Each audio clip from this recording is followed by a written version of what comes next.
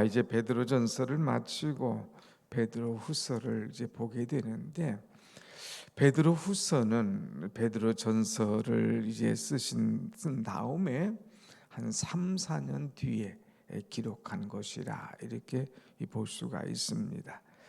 특별히 이 사도 베드로가 베드로후서를 쓰게 된 시기는 AD 60년경인데, 이때에 로마의 네로 황제가 일을 좀 저질렀죠. 로마 황제는 시인입니다. 그래서 시를 쓰기를 좋아하는데, 그냥 시상이 안 떠오를 때는 또 뭐 엉뚱한 짓을 한 번씩 해요. 그것이 뭐냐? 로마 시내에다가 불을 질러 버립니다. 그래서 불타는 걸 보고 사람들이 막 이렇게 하는 것을 보고 거기서 시상을 딱 떠오르게 하고 그 시를 이렇게 적는 그런 사람입니다. 그런데 한 번은 이 로마 시내에 아주 큰 화재가 발생했어요. 이제 시상을 떠오르게 한다고 불을 지른 것이 이것이 막 번져가지고 로마 시내 전체를 불타오르게 했거든요. 그래서 이제 아차 싶은 거예요. 근데 사람들이 막 원성이 대단합니다. 아니, 당신 시를 쓴다고 불을 질러서 이렇게 다 불태우면 어떡하느냐, 이렇게 할 때에 이 로마 정부가 이것을 확 뒤집어 놓습니다. 그 불은 이제 이 네로가 한 것이 아니라 기독교 신자들이 불을 지른 것이다 하고 기독교 신자들한테 다 뒤집어 쓰여 버립니다. 그래서 가만히 앉아있는 기독교 신자들이 이 모든 불을 질렀다고 이런 화를 다 뒤집어 쓰고, 그 다음에 사람들이 눈총을 받고 고난을 받고 심지어는 그 도시에서 쫓겨나는 그런 일들이 벌어집니다. 자, 이렇게 엄청난 핍박과 박해가 생각지도 않게 생겼지요. 그런데 이때의 그 교인들은 밖으로는 이런 고난과 핍박이 있었는데 또 안에서는 영지주의라고 하는 것, 또 교회의 이단이라고 하는 것이 들어와서 이 교회를 또 뒤집어 놓기 시작하는 거예요. 그러니까 밖으로는 핍박, 안으로는 이단, 이런 문제 때문에 교회가 풍지박산이 나는 겁니다. 이럴 때에 이제 베드로가 이 교인들에게 부탁하는 것이, 여러분, 이 어려울 때에 흔들리지 말고 보배로운 믿음을 가지고 있으십시오. 여러분의 믿음은 그냥 믿음이 아니라 보배로운 믿음입니다 하면서 오늘 말씀에 두 번이나 보배로운 믿음, 보배로운 믿음을 이제 칭찬하는 그런 말씀을 우리가 볼 수가 있습니다. 이 보배하니까 지난주 금요일 날 유보배 집사님 아들을 위해서 기도하자고 그랬잖아요. 여러분의 기도 덕에 아주 수술 잘 되고 아주 정상적으로 이렇게 다가는 그런 은혜가 있었다고 그러는데, 또 어제 그래서 떡도 냈죠. 너무 감사합니다. 아무튼 이 보배로운 믿음, 그래서 여러분 1절에 이렇게 시작을 하고 있어요. 한번 같이 봅시다. 시작. 예수 그리스도의 종이며 사도인 시몬 베드로는 우리 하나님과 구주 예수 그리스도의 의를 힘입어 동일하게 보배로운 믿음을 우리와 함께 받은 자들에게 편지하노니. 야, 너희들의 믿음이 어떻게 그렇게 보배롭냐? 외적인 핍박과 내적인 그런 이 이단 때문에 환난이 와도 신앙이 흔들리지 않는 이 보배로운 믿음, 이거 최고다 하면서 인정해 주는 거예요. 그러면서 이제 너희가 우리 주 예수 그리스도를 알므로써 이런 은혜와 평강이 여러분들에게 더 있기를 원하노라 하는 것으로 편지를 쓰고 있습니다. 자, 2절 한번 같이 봅시다. 시작. 하나님과 우리 주 예수를 알므로 은혜와 평강이 너희에게 더욱 많을지어다. 보통 편지할 때 은혜와 평강 얘기를 하잖아요. 근데 은혜와 평강이 더욱 많을지어다. 너희들 교회에 또 이 보배로운 믿음을 가진, 어떤 환난에도 어떤 핍박에도 흔들리지 않는 이 보배로운 믿음을 가진 여러분들에게 은혜와 평강이 더욱 많을지어다 했어요. 이 은혜와 평강이 오늘 여러분들에게 임하기를 축원합니다. 아멘.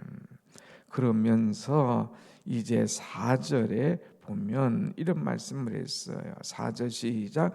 이로써 그 보배롭고 지극히 큰 약속을 우리에게 주사 이 약속으로 말미암아 너희가 정욕 때문에 세상에서 썩어질 것을 피하여 신성한 성품에 참여하는 자가 되게 하려 하셨느니라. 아멘. 이제 우리에게 보배롭고 지극히 큰 믿음을 주었어. 여러분, 이 보배를 안 사람은요, 보배를 가진 사람은요, 이제 외직하는 것은 눈에 보이지 않아요. 벌써 차원이 딱 올라갔어. 눈높이가 올라갔어. 그러면은 내 눈높이가 굉장한 거예요, 여러분. 여러분이 눈높이가 이 정도 올라가 있으면요, 이제 아래 이렇게 자꾸 보면 별로 시시해. 아유, 그때는 이거 하나 가졌으면 좀 죄송해요. 아유, 나 티코레도 하나 있었으면 했는데, 이제 막 이것이 척척척 올라가서 이제 좋은 차를 타잖아요. 그럼 이제 안 보여요. 아유, 이제는 내 그레이드가 이만큼 올라간 거예요. 신앙의 그레이드가 이만큼 올라가면, 아유, 내가 옛날에 왜 이렇게 째째했나? 아유, 내가 그런 것 가지고 괜히 뭐냐 좌절하고 그런 것 때문에 내가 실망하고 괜히 사람들 말 한마디 때문에 넘어지고 아유, 내가 왜 그런 것 때문에 흔들렸나? 그런 것이 연약한 믿음 때에 했던 것이 이제 후회가 되고 그것이 안타까운 거예요.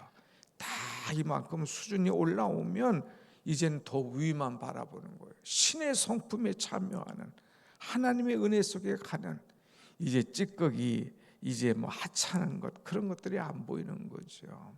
그래서 우리들에게 보배롭고 지극히 큰 약속을 우리에게 주어서 이제 신의 성품에 참여하는 그런 축복을 주셨는데 오늘 이 새벽에 오신 여러분들은 신의 성품에 참여하는 그런 축복이 있기를 다시 한번 축원합니다. 아멘. 그런데 이 신의 성품에 참여하는 자에게는 어떤 은혜를 주시느냐 하면은 이제 집을 지을 수 있는 축복을 주어요. 여러분들에게 집을 하나씩 선물로 준다면 어떤 집을 지을 것입니까? 집을 지은 사람은요, 두 가지예요. 내가 다시는 집을 짓지 않겠다 하는 그런 막 마음을 가져요. 왜? 집 짓느라고 속으로 얼마나 썩었는지 몰라요. 그냥 그 사람들하고 썩지, 인부들하고 썩지, 또 건축업자하고 썩지. 그러니까 옛날엔 집 한 번 지면 사람들이 바짝 늙어버린다고 그러잖아요. 그만큼 신경 쓰이는 게 많아요. 여러분, 이 집 하나 지면 또 집 짓는 걸로 끝나는 게 아니에요. 내부 하려면 저는 건축 끝나고 나서요 이제 좀 좋다 했더니 이제는 막 또 막 갖다 들이대는 거예요. 목사님, 장판은 뭘로 할까요? 벽은 뭘로 할까요? 화장실은 무슨 색을 칠할까요? 이거 하는데 막 정신이 막 몽롱해지는 거예요. 그러니까 집 짓는 사람은 골치 아파, 내가 다시는 집을 안 짓겠다고 아주 그냥 선언하는 사람이 있어요. 그런데 또 하나 집 짓는 사람은요, 아쉬움이 있는 거야. 내가 다음에 집을 지면 요거는 이렇게 짓겠어, 문은 이렇게 만들겠어, 화장실은 이렇게 하겠어, 주방은 이렇게 꾸미겠어. 이 아쉬운 것들이 나타나거든요. 그래서 다시 집을 짓고 싶은, 저도 혹시라도 성전을 건축을 한다면 이렇게 한번 해보고 싶다는 마음이 속으로 있어요. 그런데 여러분들에게 하나님께서 집을 짓게 하신다면 어떤 집을 지을까? 오늘 보면 7층 집을 하나님께서 여러분에게 선물로 주셨습니다. 그런데 이 7층 집의 기초가 뭐냐? 이제 하나씩 가봅시다. 7절 다 같이 봅시다. 7절 5절입니다. 시작. 그러므로 너희가 더욱 힘써 너희 믿음의 덕의 지식을 그랬어요. 그래서 집을 짓는데 무엇보다도 가장 기초가 뭐냐? 믿음의 믿음. 믿음의 기초 위에 집을 쫙 져야 집이 든든하다고 하는 것입니다. 여러분, 우리 교회가 이렇게 생겼어도요, 지하는요 얼마나 깊이 파는지 모릅니다.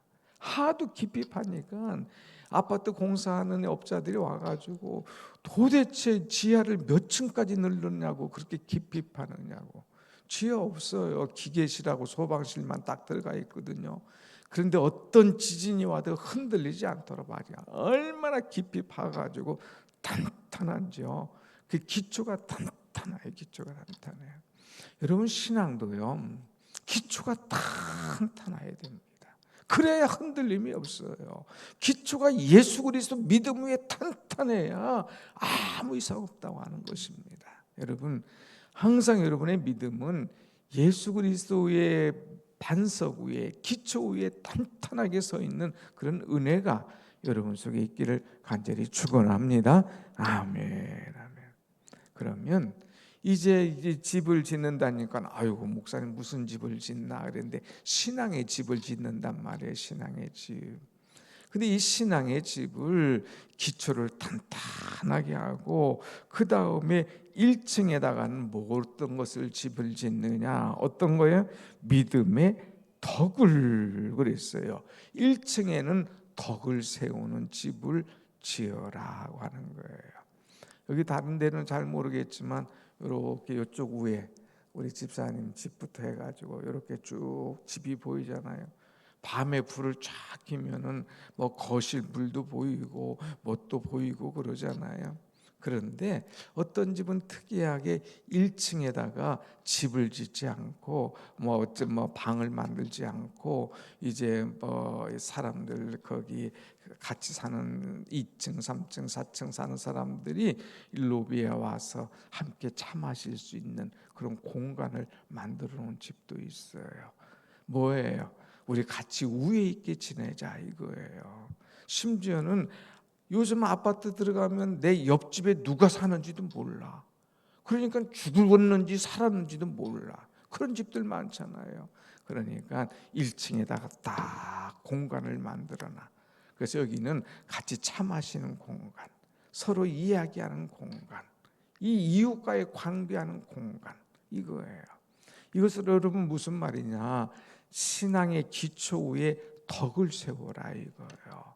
신앙인의 맹점이 뭐냐? 교회에서는 잘해, 오직 주여는 잘해. 그런데 사람과의 관계를 못해. 관계, 이것이 깨져버려. 그러니까 전도가 안 되는 거예요. 그래서 관계를 잘해라. 교인들끼리의 관계도 잘하고 안 믿는 사람들과의 관계도 잘하고, 그래서 관계를 잘해. 그래야 사람들이 당신을 보고 교회에 오고 당신의 덕스러운 모습을 보고 오히려 은혜를 받고 그리고 교회를 찾는 거야. 그래서 관계를 잘해. 여러분, 우리 교회는 1층 비전홀은 우리도 쓰지만은요 평상시 열어주잖아요. 여러분 월요일마다 와 보세요. 오전에 오케스트라 연습하는 소리 나. 그 주민들이 나와서 이 악기를 들고 나와서 오케스트라 하는 거예요. 거기 들으면 아주 그냥 신선해. 이 화요일 날 보면 또 노래 교실이 와서 열려. 공간을 열어주니까 얼마나 좋아하는지요. 좀 죄송합니다만은 엊그제 어떤 모임이 있어서 교회를 갔어요. 주차를 못해 가지고 막 난리가 나는 거예요. 그래서 이 멀쩡한 바로 옆에 공간도 있고 이런 그 연립 주택들이 있어 들어갈 수 있는데 들어가서 주차만 했다면 난리가 난다는 거예요. 그래서 제가 조금 얘기했어요. 목사님, 이웃과의 관계를 어떻게 했습니까? 관계를 잘하면 엄마가 얼마든지 쓰십시오. 낮에 뭐 있는데 1시간 손님 와서 주차한다는데 그건 뭘 못하겠습니까? 자, 여러분, 관계 덕을 세워라. 이거 덕을 세워. 우리 교회는 주민들로부터 한번 항의받거나 이런 일이 없잖아요. 여러분, 덕을 잘 세우는 거예요. 덕. 그래서 덕의 이 관계, 1층에 이런 덕을 세우는 것. 그래서 2층에다가는 어떤 집을 짓느냐? 지식의 집을 지어라 이거예요. 지식. 덕에다가 지식을 그랬어요. 지식인데 어떤 지식이냐? 세상 지식이 아니라 하나님을 아는 지식을 세워라 이거예요. 그래서 누가 뭘 물어봐도 성경 말씀으로 탁탁 좀 대답해 줄 수 있는 여호와를 아는. 그래서 호세아 6장 3절에 그러므로 여호와를 힘써 알자 그랬어요. 그래서 여호와를 아는 그런 지식을 세우는 것. 그 다음에 3층 집은 어떤 집이냐? 덕의 지식을, 그 다음에 지식의 절제를. 신앙생활하는 데 있어서는 절제가 얼마나 중요한지 몰라요. 자기를 잘 조절하는 거예요. 조절. 이 조절을 잘해야지. 조절 못하면 한 번에 팍 터지면 문제가 일어나요. 조절 못해가지고 이것이 내려가지 않으면 이것이 또 문제가 생겨요. 내려가지 않는다는 건 뭐예요? 배수의 문제지 않습니까? 우리 교회는 아무리 비가 와도 물이 쫙쫙 잘 빠져. 얼마나 감사한지. 근데 딱 막혀 있어 봐. 잡수시기는 잘 잡수셨는데 이게 배변이 안 돼 봐. 얼마나 고통스러운지 몰라요. 이 배수, 배변 이거 참 복인 거거든요. 그러니까 이것이 잘 되도록 그냥 이 야채도 많이 먹고 과일도 먹고 하면서 조절을 잘해요. 조절. 그래서 절제를 해야 돼요. 절제하지 않으면 조절이 안 되는 거예요. 위로 올라오는 것도 조절, 분노화, 내려가는 것도 조절. 그래서 모든 것을 절제하며 잘 조절하는 것 얼마나 중요한가요? 그 다음에 4층 집은 뭐냐? 인내하는 집을 져라. 인내. 잘 참고 자기를 다스려야 돼요. 신앙인은 인내예요. 인내가 있어야 돼요. 이제 잊어볼 만한가 한번 다시 갑니다. 제일 밑바닥에는 뭐를 잘 쌓으라? 기초. 그리고 1층에는 어떤 집? 덕을 잘 세워라. 사람들에게 같이 이렇게 잘 공간을 쓰면서. 2층에다가는 어떤 집? 지식, 말씀. 3층에는 뭐가 있어야 된다? 절제. 4층에는 뭐가 있어야 돼요? 인내. 다 인내하면서. 그 다음에 5번은요, 5층에다가는 어떤 집을 짓느냐면 절제의 위에는 경건의 집을 탁 져요. 이 경건이라고 하는 것은 예수님으로 가득 찼다고 하는 거예요. 예수님으로 가득 찬 그런 집. 그래서 찬양과 은혜와 감사의 집을 짓는 거예요. 그리고 6층에다가는요 어떤 집을 짓느냐? 형제 우애의 집을 짓는 거예요. 형제들. 1층에는 이웃 사람들 초청하는 덕이 많은 그런 이제 오픈하는 집을 짓는가 하면 6층에다가는요 형제 우애의 집을 쳐. 그래서 형제들 초청해서 형제들끼리 좋아야 돼. 관계가 다 잘하는데 형제의 관계가 막히면 안 된다 이거예요. 교우들과의 관계가 막히면 안 돼. 자, 그 다음에는 어떤 집을 짓느냐? 맨 마지막에는 형제 우애의 사랑의 집. 맨 꼭대기층을 뭐라고 그래요? 펜트하우스라고 얘기하잖아요. 우리 교회 와본 사람은 층마다 다 달라. 7층 가면 막 그냥 다 열렸어. 펜트하우스처럼. 옥상에 올라가면 막 감동을 하는 거죠. 어제부터 옥상 오픈을 해가지고 감동을 하는 거예요. 펜트하우스. 아마 집을 짓다면 혹시라도 사태를 그때 7층, 5층에다 질 걸. 그러면 펜트하우스일 거예요. 쫙 여기처럼 잘 보이는 곳이 어디 있겠어요? 사태 거기다 졌다면 난리가 났겠죠. 최고의 집이니까. 이건 뭐예요? 펜트하우스는 최고의 펜트하우스는 사랑이에요. 사랑의 집을 져라. 기독교인들은 최고가 뭐냐? 예수의 사랑이에요. 사랑이 없으면 아무 소용이 없어요. 사랑이 없으면 다 허당인 거예요. 그래서 여러분 오늘 집을 예수의 믿음의 기초를 짓되 꼭대기에는 사랑의 집을 짓고 사랑으로 녹이고 사랑으로 용납하고 사랑으로 축복하고 사랑으로 관계하는 그런 은혜 있는 집이 우리 교회의 집이 되기를 간절히 축원합니다. 아멘. 사랑, 이것이 얼마나 중요한가. 어제 이 캄보디아, 탄자니아 우리 아동을 후원하는 그런 후원의 이 모금, 이 후원의 계좌를 우리가 열자를 가지고 30개씩 했어요. 근데 나가다 보세요. 하루 만에 다 찬 거예요. 하루 만에. 오히려 막 집이 넘친 거예요. 넘친 거. 넘치잖아요. 사랑의 집인 거예요. 사랑의 집. 이제 사랑을 우리가 실천하자. 외국에다가 선교센터 짐반 짓는 거 하지 말고 사람을 키우는 일을 하자. 그 사랑의 집을 짓자 그랬어요. 그럴 때 다 나가서 어떤 집은 5개, 어떤 집은 2개, 어떤 집은 1개 하면서 집을 짓는데 우리 예배 끝나고 당회하는데 놀란 거예요. 하루 만에 60명 이상이 다 신청한 거. 너무너무 감사한 거예요. 여러분, 사랑은 실천이에요.